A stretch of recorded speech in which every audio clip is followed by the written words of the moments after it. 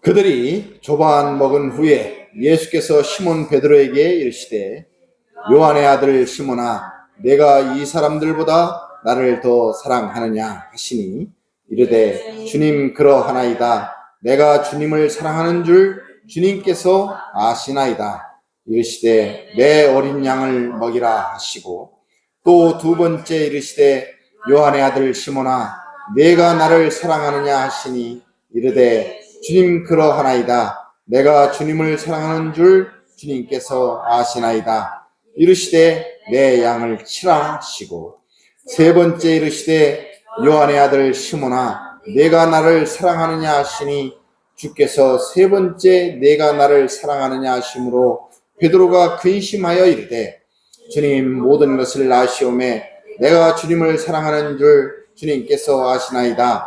예수께서 이르시되 내 양을 먹이라. 아멘. 우리는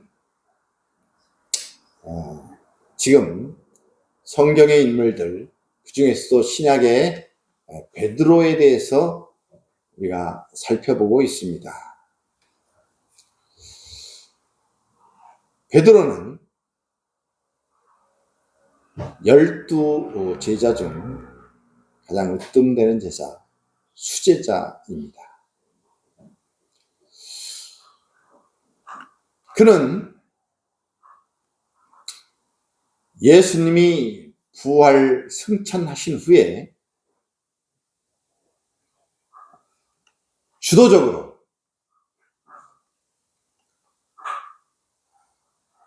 예수님을 팔았던 가룟 유다 그리고 자살했죠. 그 가룟 유다를 대신하여 사도의 사명을 감당할 그러한 새로운 사도를 보충하게 됩니다. 그래서 마띠아를 새로운 12사도 중에 한 명으로 보충하지요.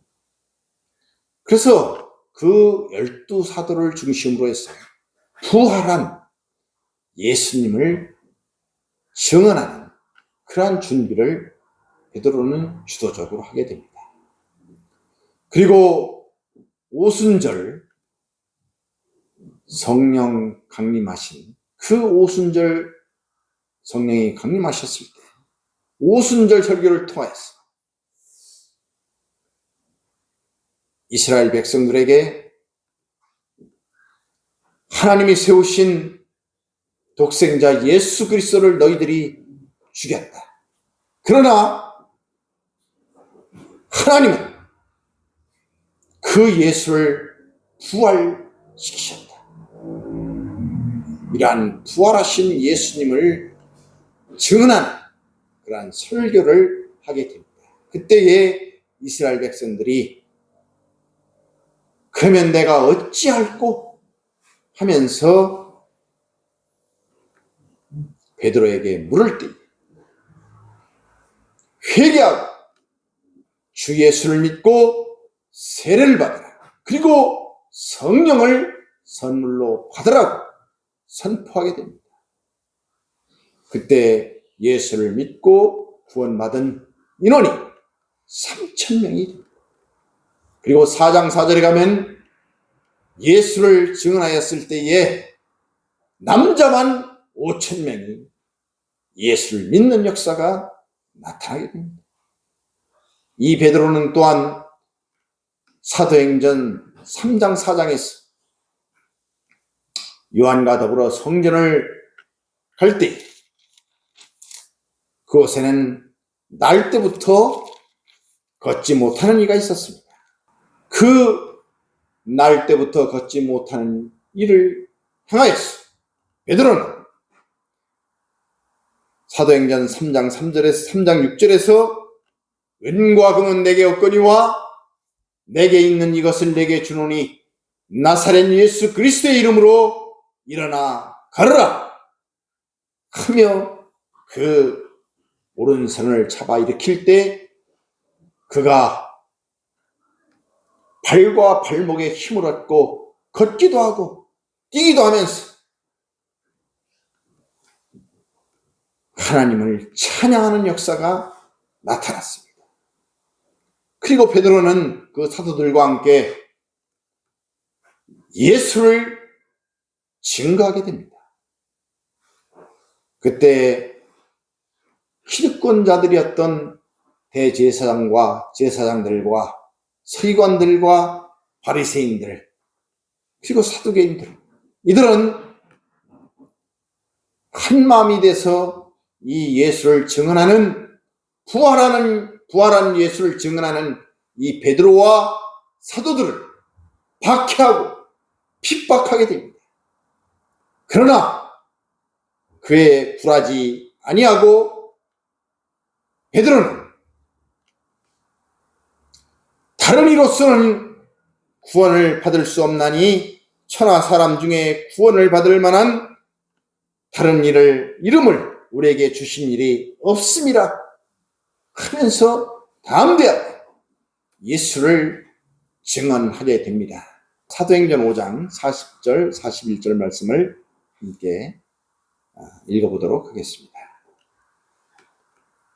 그들이 옳게 여겨 사도들을 불러들여 채찍질하며 예수의 이름으로 말하는 것을 금하고 놓으니 사도들은 그 이름을 위하여 능욕받는 일에 합당한 자로 여기심을 기뻐하면서 공회 앞을 떠나니라.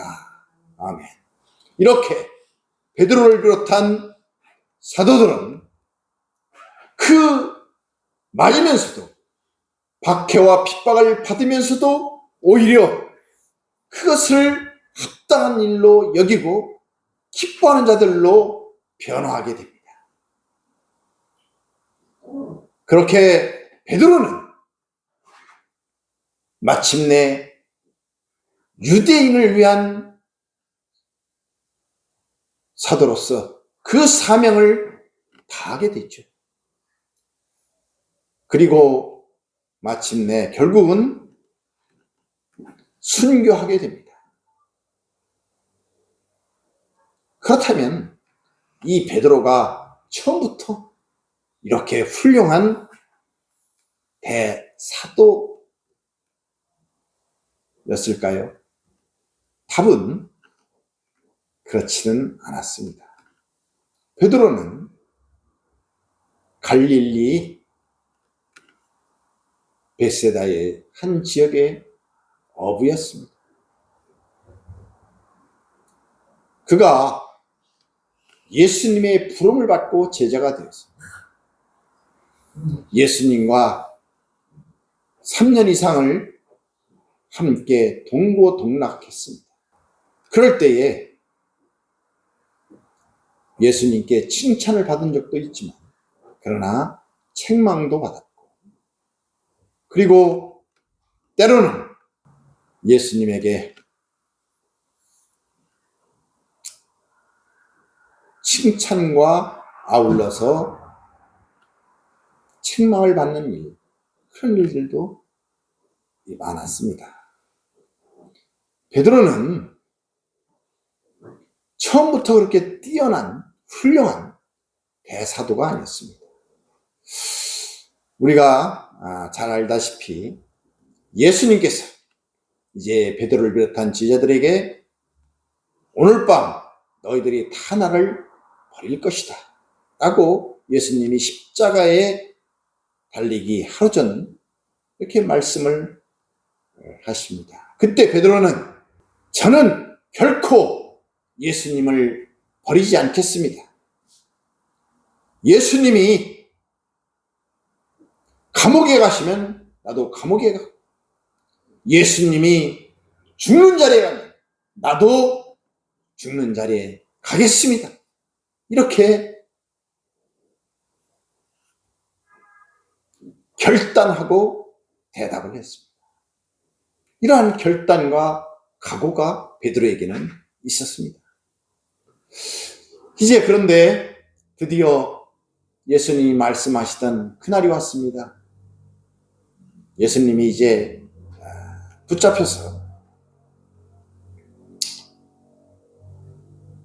대제사장의 집으로 붙잡혀 갈 때에 베드로는 멀찍이 따라가게 됩니다.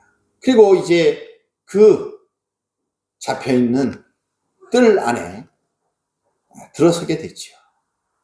거기에 추웠기 때문에 불을 피워놨었습니다. 베드로도 그곳에 다른 사람들과 함께 불을 쬐게 됩니다. 그때 그 불빛에 베드로의 얼굴을 보고 한 계집아이가 너도 예수와 같이 있었다, 함께 있었다고 합니다. 그때 베드로는 부인합니다. 아니야, 나는 예수를 몰라. 이렇게 얘기하게 되죠. 좀 이따 또 너도 예수와 함께 있었어. 이렇게 또 얘기를 하게 되죠. 그때 베드로는 맹세하며 부인을 합니다. 아니야, 나는 결코 예수와 함께 있지 않았어. 난 예수를 몰라. 이렇게 대답을 합니다. 그리고 또 잠시 후에 너도 그 무리야, 그 도당이야 라고 얘기를 하자 베드로는 저주하며 맹세하여 부인합니다. 아니야, 절대로 나는 예수와 함께 있지 않았어. 난 예수를 몰라. 내가 예수를 알면, 예수와 함께 있었으면 나는 뭐뭐뭐의 자식이야 라고 이렇게 얘기를 할 때에 그 말을 마치기도 전에 닭이 3번 울게 됩니다. 그리고 그 잡혀있던 예수님이 베드로를 돌아다보게 됐죠. 베드로는 예수님의 그 눈빛을 보게 됩니다. 그리고 예수님께서 내가 닭이 울 때에 나를 3번 부인할 것이다 라는 그 말씀이 생각나게 됩니다. 그래서 베드로는 밖에 나가서 힘이 통곡했습니다. 이 실패했던 베드로, 우리와 아무 다를 바 없었던 그 베드로가 어떻게 순교를 각오하고 핍박받고 박해받는 것을 기쁘게 여기는 그러한 훌륭한 대사도로 변화할 수 있었을까요? 그렇게 변화되었던 베드로의 그 변화된 이유는 어디에 있었을까요? 그것은 하나님께서 베드로를 변화시켜 주신 것입니다. 하나님께서 그 베드로의 인생에 찾아오시고 개입하시고 또 때로는 간섭하시고 때로는 책망하시고 그리고 훈련시켜서 마침내 부활하신 예수님을 증거하는, 박해와 핍박을 두려워하지 않는 그러한 훌륭한 대사도로 하나님께서 그를 변화시켜 주셨던 것입니다. 이 실패했던 베드로를 예수님께서 찾아오시게 됩니다. 오늘 본문의 말씀이 그러한 말씀이지요. 이제 본문에 보면은, 이어서 보면은 예수님께서 제자들을 찾아오신 3번째라고 기록되어 있습니다. 예수님이 부활하신 후에, 십자가에 못 박히시고 부활하신 후에 베드로를 비롯한 모든 제자들은 이제 흩어지게 됩니다. 베드로도 자기 고향인 갈릴리에 고향으로 오게 됐죠. 그리고 그곳에 이제 다른 제자들과, 여기 본문에 보면은 요한복음 21장 2절에 보면 다른 제자들 합해서 7명이 이제 모여 있게 됩니다. 베드로는 예수님과 3년여를 동고동락하면서 함께 사역을 했습니다. 그러나 이제 예수님이 십자가에서 돌아가신 후에 물론 부활했지만 이제 예수님과는 함께 있지 않습니다. 베드로는 여러 가지로 복잡한 심정이었을 것입니다. 그래서 3절에 보면 나는 고기를 잡으러 가야 되겠다 이렇게 얘기를 하죠. 그러자 나머지 제자들도 같이 동참하게 됩니다. 그래서 디베랴 호수에서 이제 베드로를 비롯한 7명의 제자가 물고기를 잡게 됩니다. 그런데 밤새 고기를 잡았지만 한 마리도 잡지를 못했습니다. 이제 벌써 이제 날이 새어갈 그런 새벽이 되었습니다. 그런데 저쪽에서, 육지에서 누군가가 서 있게 됩니다.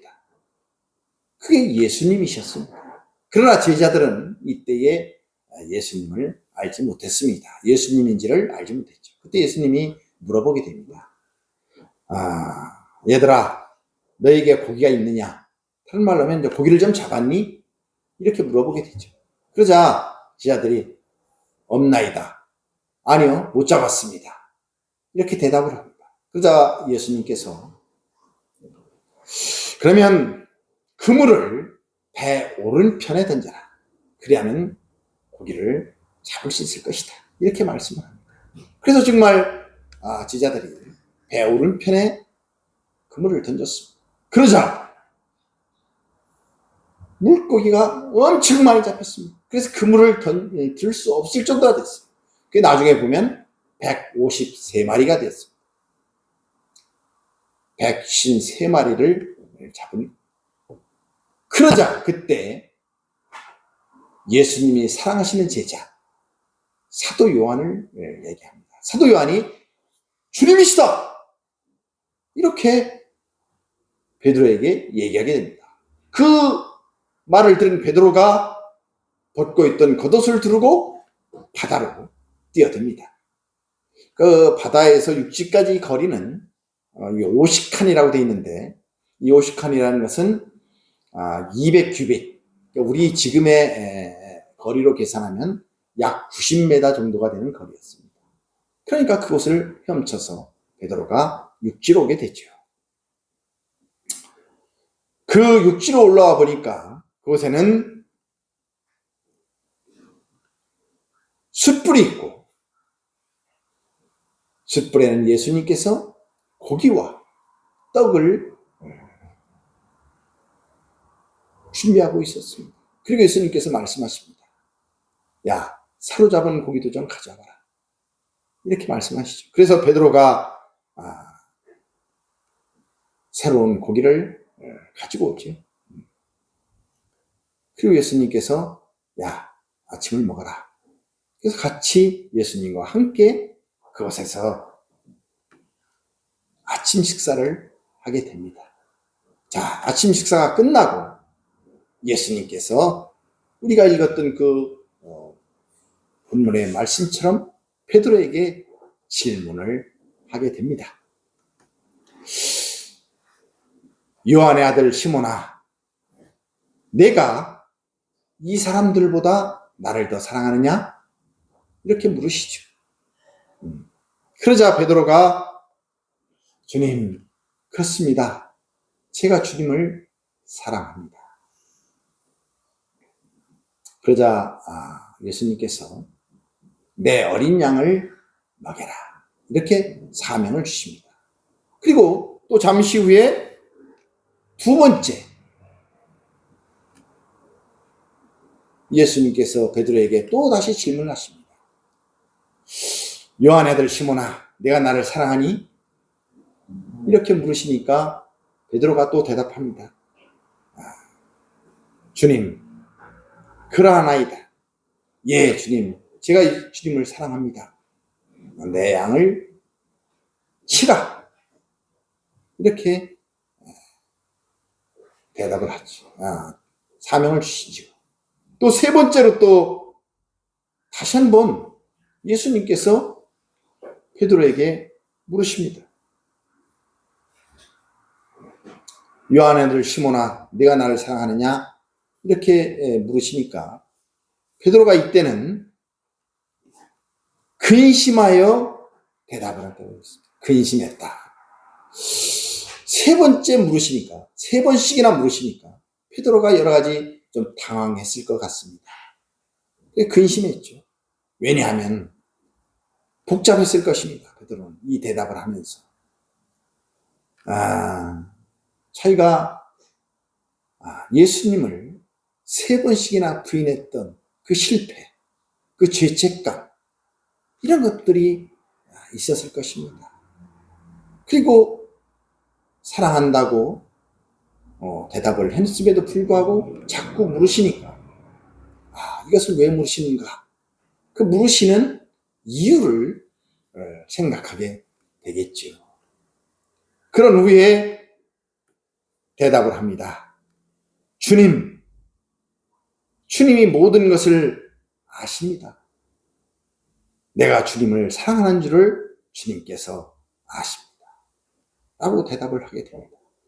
그렇다면 예수님은 왜 실패했던 베드로를 찾아오셔서 이렇게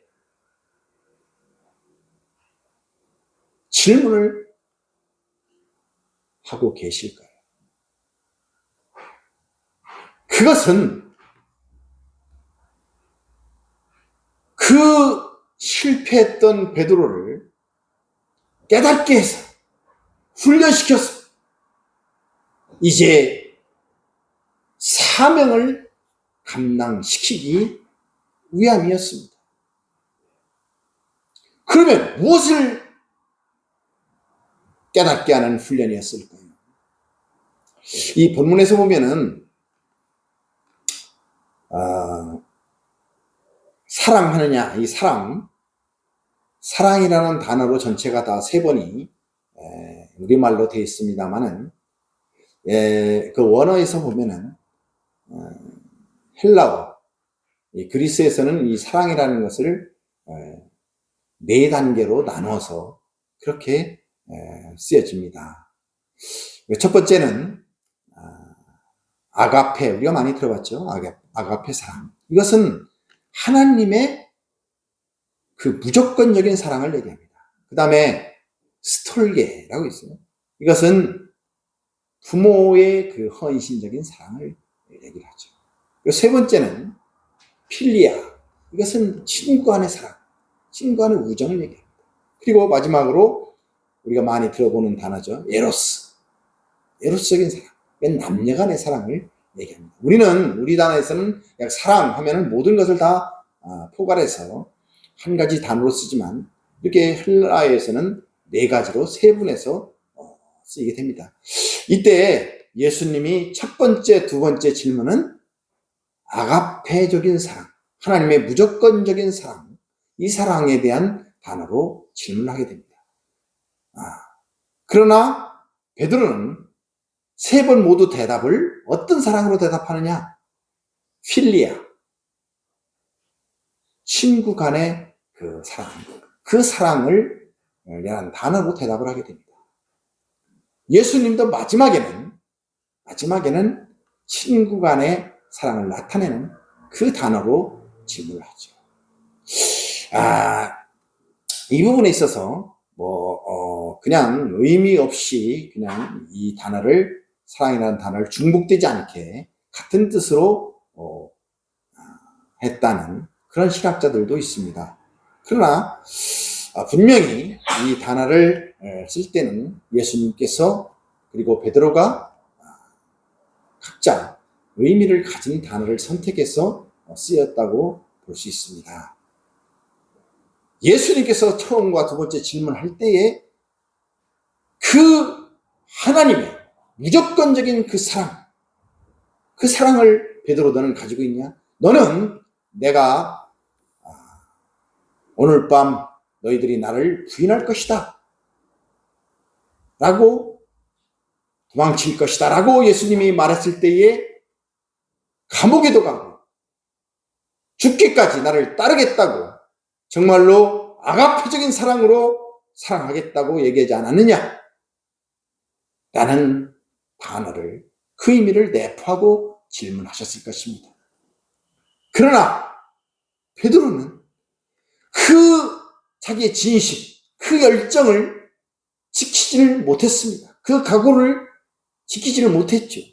그러니까 차마 그 단어를 여기서 사용할 수가 없었습니다. 그러나 분명 베드로는 진심으로 예수님을 사랑했습니다.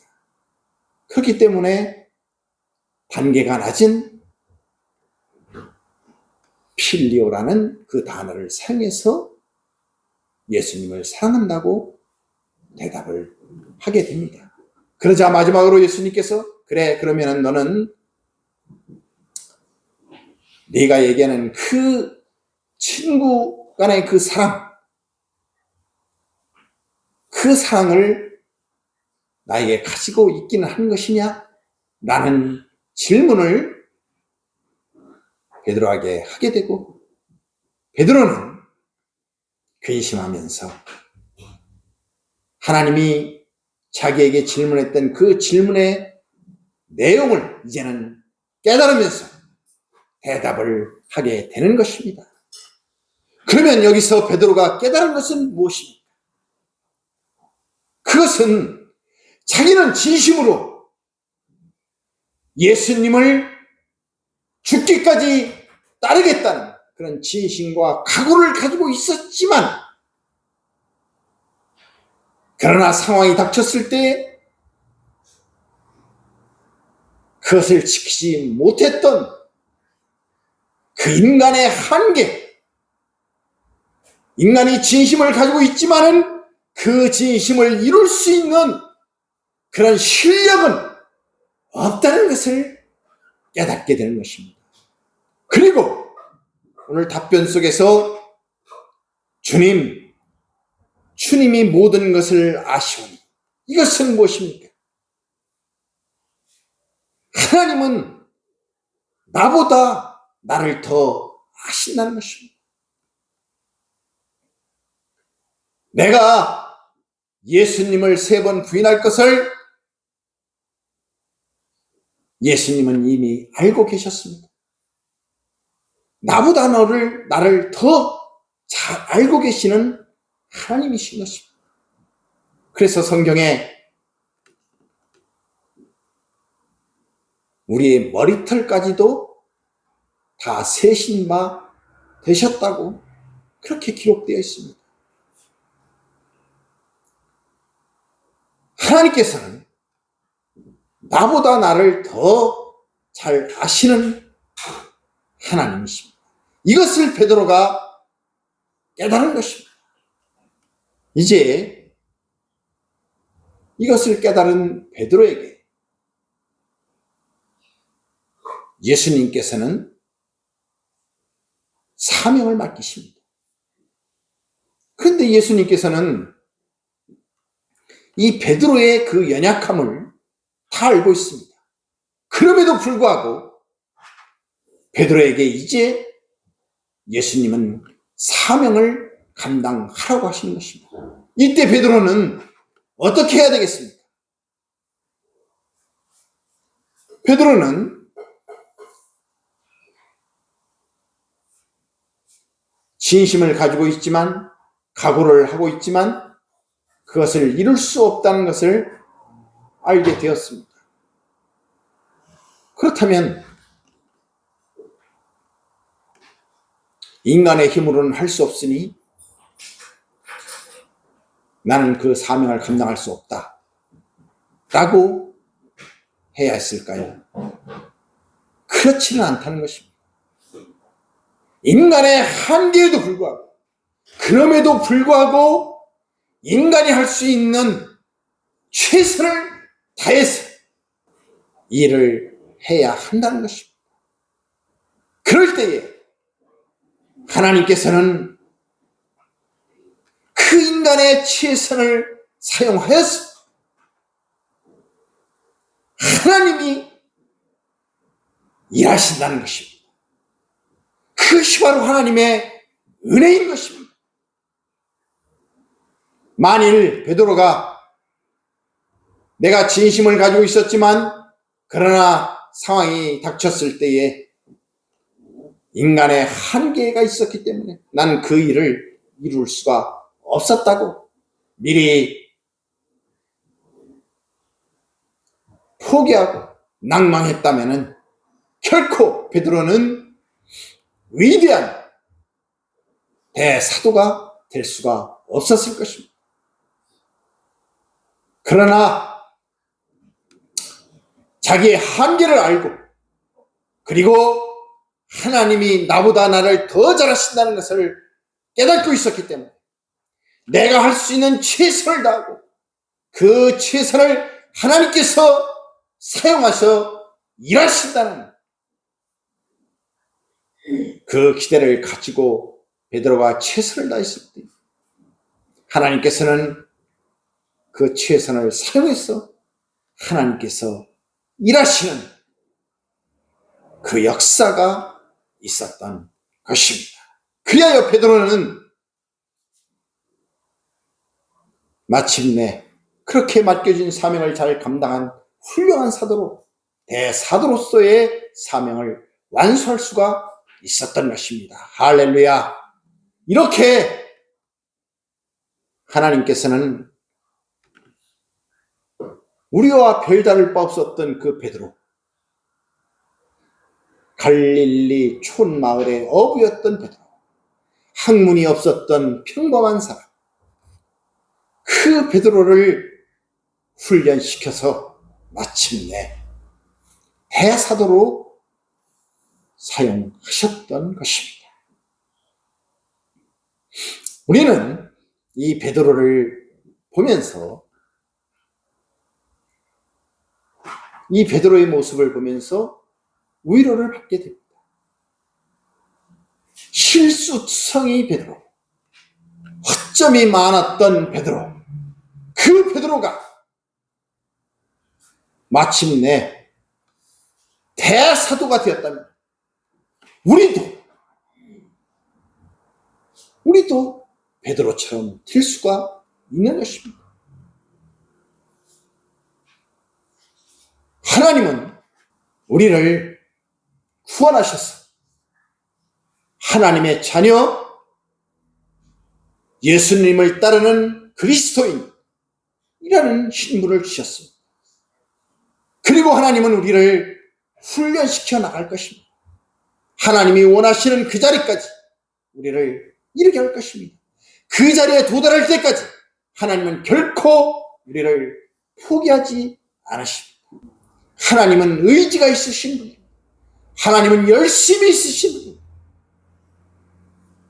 그리하여 하나님의 그 이름 영원하신 하나님, 그 하나님께서는 결코 이 일을 위해서 양보거나 타협하지 않으시는 분. 그리하여 마침내 우리가 하나님이 원하시는 그 구원의 완성의 자리에 이를 때까지 결단코 하나님은 우리를 포기하지 않으시고 그 자리에 우리를 세우시기 위해서 한시도 쉬지 않으시고 졸지도 않으시고 주무시지도 않으시고 우리를 인도하여 가실 것입니다. 우리는 자기 자신을 기초로 하는 그런 신앙의 자리에서 이제 우리는 하나님이, 예수님이 기초가 되는 그 신앙의 자리에 우리는 세워져야 하는 것입니다. 우리 온성교회 성도들 모두가 자기 자신을 기초로 하는 그 신앙의 자리에서 이제 우리는 예수님을 기초로 하는 그 신앙의 자리에 세워지는 우리 모든 온성계 성도님들이 다 되시길 주님의 이름으로 축복드립니다.